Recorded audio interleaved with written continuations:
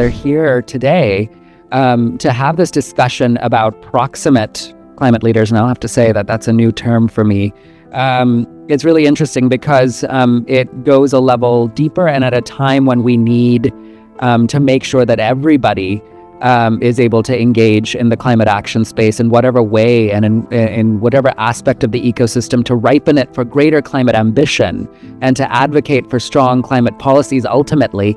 Thinking about these proximate climate leaders, we're talking about individuals who are definitely not being proximate to access to capital, proximate to power in many cases, and living at the front lines of climate impacts, and yet empowered to make a difference in terms of the economic activity they might be undertaking. And we know that the agriculture space in particular, in many parts of the global south, can have an incredible impact in not only mitigating climate change, but is a driver of daily income, of seasonal income, of so much livelihood upliftment opportunity for an entire economy in many cases. That's not just about the grant making, right? It's a very active role that one can play potentially to make sure that there is that success. So there we work towards strengthening market access for smallholder farmers, and our theory of change is essentially about collectivizing smallholder farmers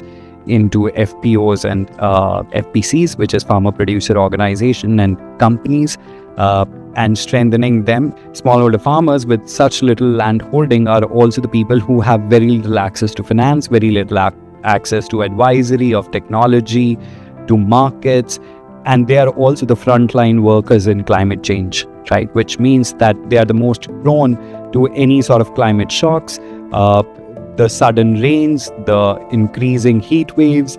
Every climate change problem that you mention impacts them the most, and they are the least equipped to handle it in that manner.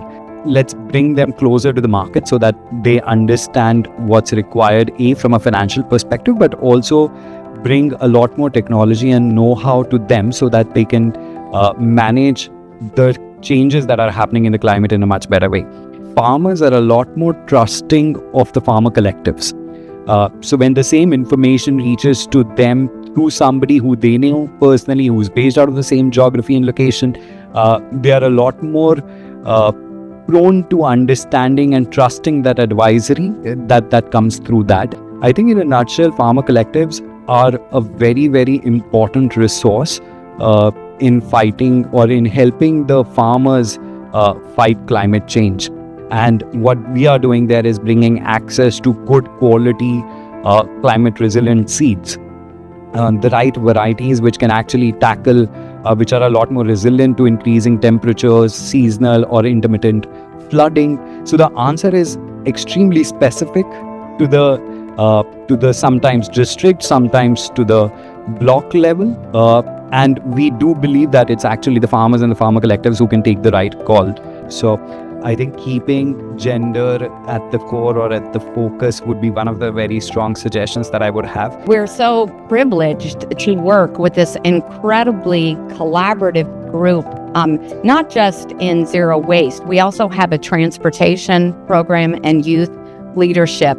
It's the process more than the impact, because without a process which is very equity and justice based, we're not going to have the same type of impact that we need in order to have a chance with climate solutions.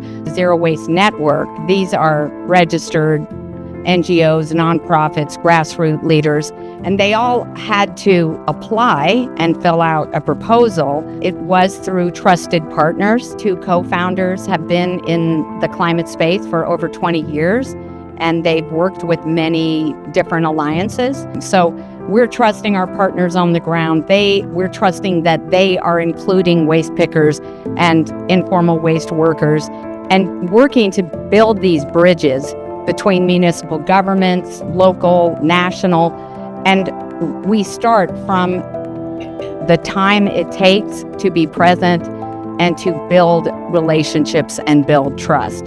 So I feel like our greatest challenge is really more about shifting philanthropy and the world of philanthropy This is my first time at New York Climate Week being with other funders, and I've been at other forums, but I'm very excited to hear so many people saying we support people-powered solutions and just transition. So really creating that space for people to contribute in their own language, in their own tradition, and honoring that we already come with so much knowing. We grant in the space of looking at decarbonization in the power sector. And if we talk about climate change, we all know that it's basically caused primarily by the emissions coming in from the burning of the fossil fuels.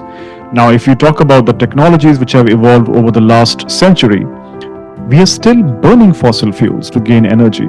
So it is an opportunity for the humankind to actually start shifting away from that process and start to deploy solutions at scale. You have to work with the government, you have to work with the industry, you have to work with the investors, you have to work with the civil society. You are not going to get the impact that you seek by just working on policy or just working on with startups. I think it has to be a combination of these efforts, and we have to work with this diversity. I would also add to this that this diversity also acts as a risk management mechanism by way of spreading the portfolio in a way that if one thing fails, and by the way, if it fails, don't fret, let it fail. What's important is to focus on energy access, focus on job creation, focus on income generation, but at the same time, you have to focus on how do you reduce the emissions while doing that.